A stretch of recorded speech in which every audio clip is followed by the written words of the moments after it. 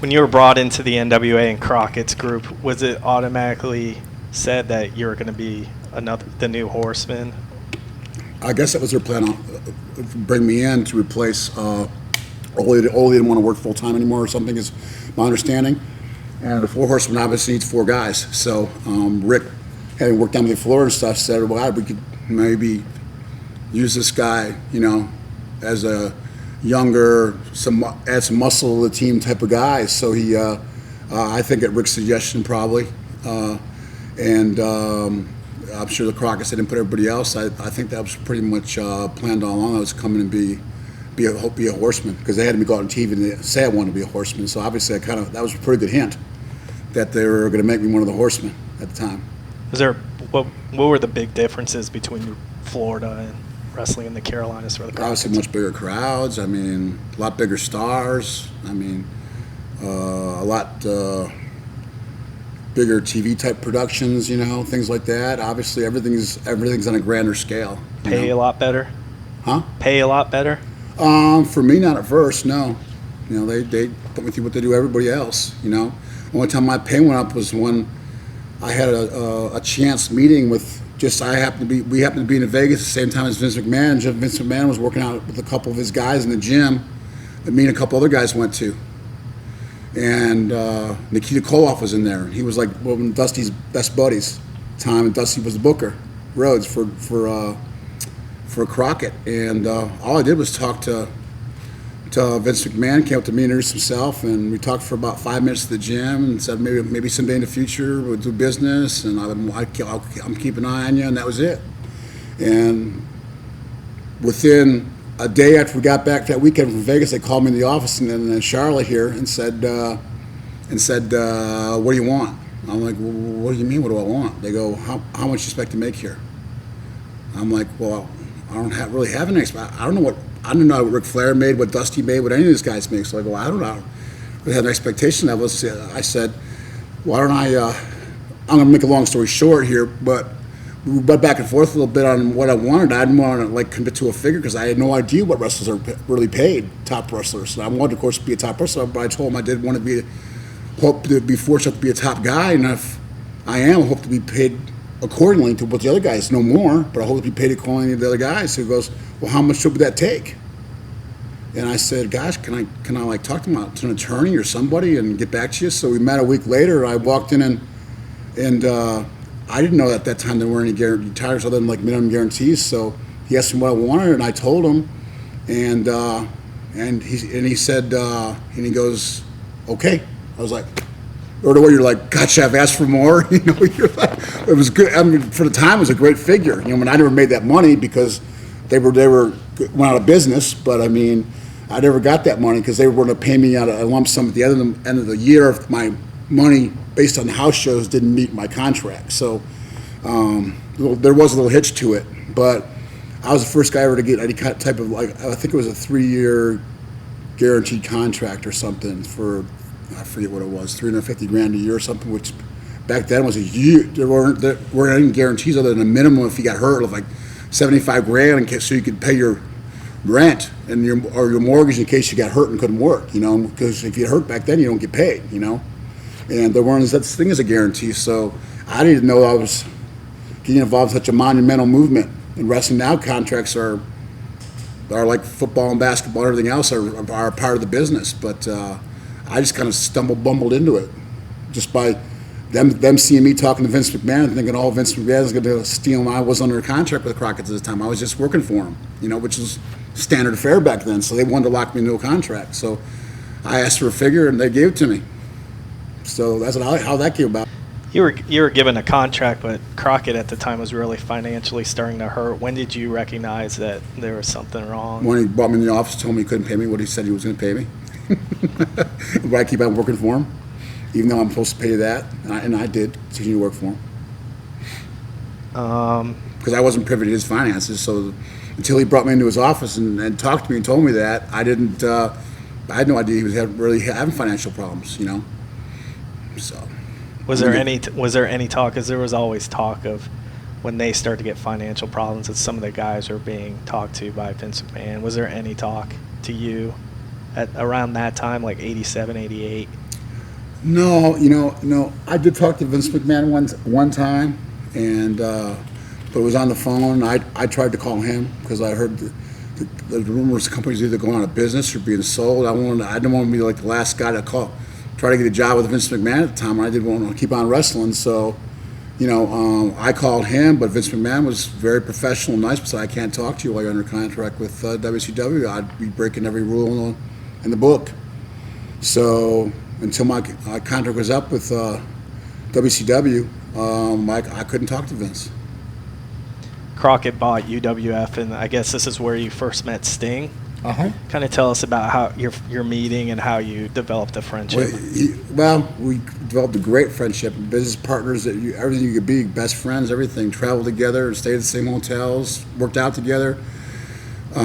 He's a first quality guy, man. I mean, he's a great guy. He's everything that you'd want a father to be, or a man to be, or your son to be. I mean, I have nothing but respect for Sting as well. I mean, he's a great guy, and still to this day a good friend, through thick and thin. And we still talk. And, he's a really good friend. But our first meeting didn't go too well. I have a kind of a dry sense of humor. I was joking around, and I kind of a dry, sarcastic sense of humor. Where some people, if they don't know me, I shouldn't use it because they don't know me yet. So he walked to me and said, "Well," he was trying to break the ice with me. He said, he told me afterwards. He came up to me and said, "Gosh, with all your travel and everything, how do you work out and eat and stuff? Because you always stay looking pretty good, And I'm like, I joked around. I traveled with Rick and them. I joked around. I'm on peanut M&Ms and Stolies, because Rick was always partying. And if you travel with Rick, you had to party. We were staying out partying every night. You know what I mean? And because that's Rick. Once again, work hard, play hard. And Sting walked away shaking his head like, I go, he took that the wrong way. Like I was being cocky or arrogant. I didn't mean it that way. And so he probably hated me for about 2 months. We really didn't talk at all until that. But then we had a couple matches together, and we had which made us have to talk. So we talked the match over, and I guess he decided I wasn't such a bad guy after all. And then we ended up becoming best of friends. What was your first reaction to the Crockett selling to Turner? I think everybody had some. We already had been working with Turner, so it wasn't a huge transition. But at the same time, everybody had some apprehension. But at the same time, about what the future held, we didn't know what kind of commitment Turner would have towards the company. And at the same time, I think everybody was hopeful. That here, Ted Turner, and a billionaire is going to buy our company, and TBS and TNT and stuff, and all that stuff. We were kind of excited in anticipation at the same time. We didn't know what to think, Great American Bash 91, you won the world title for the first time, but you were originally supposed to wrestle Ric Flair. Yeah. He was fired. What was your reaction to him being fired? My only reaction to it was I was worried that Ric Flair was considered the champion. He was for so many years that how am I going to be able to pull this off, having the belt? I actually had a fake belt. They didn't have a belt made in time. They told me not to hold it up to the camera because it was a fake world title belt. It wasn't the real thing because Rick had it with him and went to WWF with it. So I never thought anything about Rick doing what he had to do. I said Rick's going to make a business decision once again, and if Rick thinks that's his belt and he's going to have legal things he gets into with Turner and between him and WWF and whatever happens between them. But once again, I didn't take it personally. I just felt that Rick was trying to give himself some wiggle room financially for negotiation power, and as hard as he's working the business, I wasn't going to think badly of Rick for it. I was more worried for our company and representing our company as world champion, and how was I going to pull this off? I'm wrestling a different opponent with a fake belt in the ring, and so it was. I was kind of worried about the difficulty of me trying to follow Ric Flair as world champion in that kind of situation. You know what I mean? Could I possibly even attempt to pull it off? I worked real hard at it and had some success, but I mean, that was a great thing, of course, to win the world title. But at the same time, I felt uncomfortable for myself and the rest of the guys in the company. Like, I felt some pressure as far as helping to make the title mean something again. Because somebody kind of walks off their comfort, puts it on their TV, and you're saying you're world champion. It's kind of, it's not easy to pull off. It's near impossible.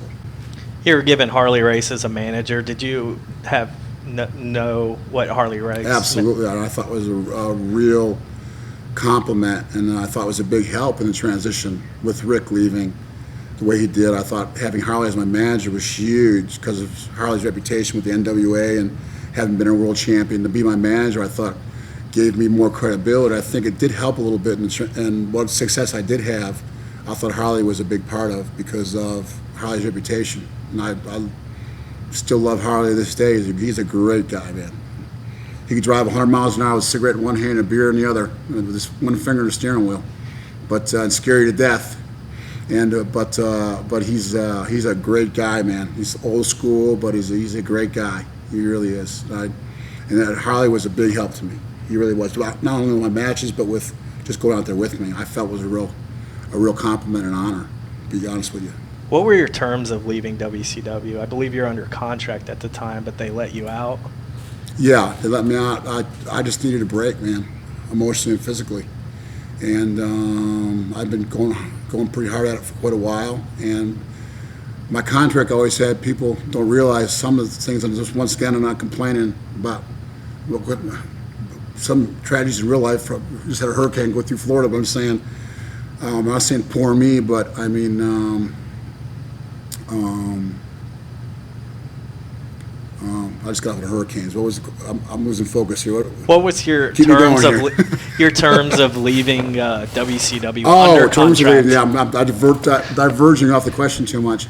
I needed a break, emotionally and physically, and I had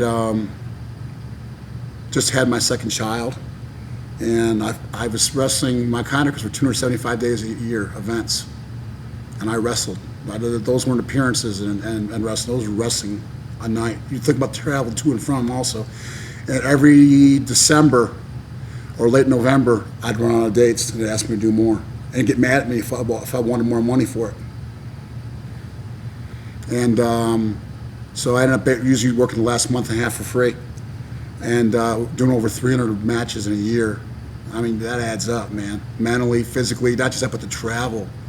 And you're living out of a bag, and from hotel to hotel, rent a car, and getting your bags and rent another car, and just I want to be able to give what I can in the ring, effort-wise and everything, and I just knew I needed a break.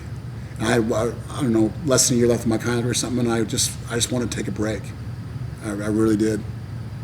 What were your thoughts of when the WCW decided to turn Hulk Hogan as a heel and form the NWO? What were my thoughts? Yes. He'd been a babyface for so many years. I thought it was a good timing for him, and it turned out to be great timing. Yeah. Because I think no matter how successful you are as a babyface, if you stay babyface too long, people sometimes don't want to see you take a little fall, scrape your knees up a little bit. Just human nature. Like, don't tell me I have to like him anymore. You know what I mean? I want to like this other guy or whatever. So I think the timing was good for him and it was good for the company. Mm-hmm. So I think it was a great move, and he pulled it off well. I'll give all power to him. Match I was present at was when you won the title from Hulk Hogan at the Palace of Auburn Hills. Yep. Tell us your memories of that match. That was a great night. Yes. It told me the building that almost right before we went out. I thought I was having a match with Hogan. So it told me about 10 minutes before we went out. So I was. And the crowd reacted well, and that was a great feeling, and it was a great feeling for Hulk Hogan thinking of me to put me over. So it was a great night, great reaction from the crowd, and it was a big thrill, definitely, big thrill. We could probably go on a long time about this topic. What Eric Bischoff, your relationship with him, and how he ran the company? Oh gosh, you know what? We go on a long time, but once again, I was never in a booking meeting or an office meeting with Eric, so Eric had his moments with everybody, but one thing he did, he said if I worked hard, I'd make good money, he'd give me pay raises. Even before my contracts were up, he'd contact me and renew my contract ahead of time, and so I can't ask for more than that out of Eric.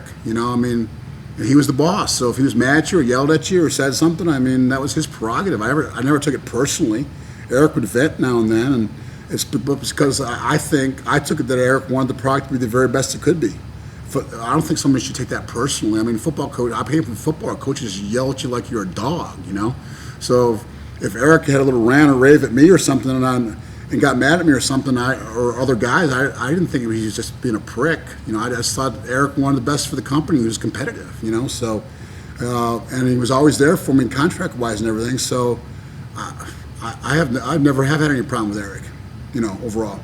He's for my side. Once again, for my side, none. What were your thoughts on Vince Russo? You know what? Vince Russo apparently had a problem with me, but once again, I didn't have a problem with him. So, well, whatever I did to him or didn't do to him or whatever it was is a mystery to me. But I think in some ways he did what he was used to. He came in and ran the company like the company was running WWF at the time, which was bringing them back, which was like women in every segment and stripping and strippers and taking their clothes off. And yeah, coming from Matsuda up right now, I'm thinking to myself, you know, kind of like, ooh, I don't know about this, but Sting was kind of like that too. And a lot of the guys were like, ooh, whoa, this is different. But I think Russo's intentions were good. I think he wanted the company to succeed and turn him succeed. So I don't think he came in to sabotage any particular person or had any hidden agendas or anything. I just don't think he came from a lot of, like, you know, glitz and glimmer and women and fake boobs and, you know, the whole deal. And, you know, take your clothes off, let's have mud wrestling, and, you know, that was his thing. So you know, once again, they're paying your paycheck. You kind of have to go with the flow. So I never refused to do anything when Russo asked me to do anything. So I went and with custom-made suits and mud and everything for him. So so if he had a problem with me, I don't know why, but I never had a problem with him. You know, he was my boss. So tell him what to do, I'll do it. You know. What were your first thoughts when you heard about WCW possibly being bought out by Vince McMahon? You know, there have been so many rumors before that until that day when Shane McMahon walked into the room, no one really knew for sure. So it was up until then, it was strictly like rumors, you know. So that's the way I took it, you know. Were you there at the last Nitro? Yeah, sure. I did a pre-tape, and they told me I could go ahead on home back to Atlanta. So we pre-taped an insert into the show, and we were out of there before the show even started. Did you think about what your future was going to be at the time? No, not really. I mean, I had a bona fide contract for another year and a half, and I kind of, from football to wrestling and to everything, I've learned in life to take things kind of, you got to look at the future, of course, and other things, but you got to take life one day at a time, man, or, you know, take one step at a time. So I didn't have any big vision of, oh, is this it for my career, or am I going to wrestle again or not, or am I going to do Japan, or what am I going to do, or anything like that. No, I didn't have that thought. So I thought it was sad. So I thought competing companies were good for each other, you know. I hoped that maybe Vince would keep it that way, you know what I mean? But hey, the victor goes the spoils. He won, and he got the company, and he got, you know, the guys who were available under contract at the time, he got, and he ran it the way he saw fit,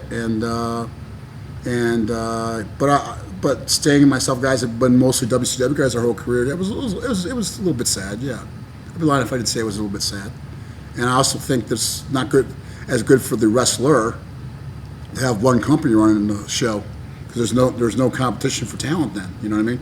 If one company doesn't want somebody, or one company doesn't want to pay you something, that's pretty much, you know, it's my way or the highway. You know, and it's never good for there being a monopoly in any kind of business. You know, without competition for talent or athletes or IBM or anybody. You want there to be that competition there, you know, where they take good productive people and compete for them, because that makes your value go up. So. Did you watch the invasion angle, and what were your feelings if you did watch it? No, I didn't really watch it very much, to be honest with you.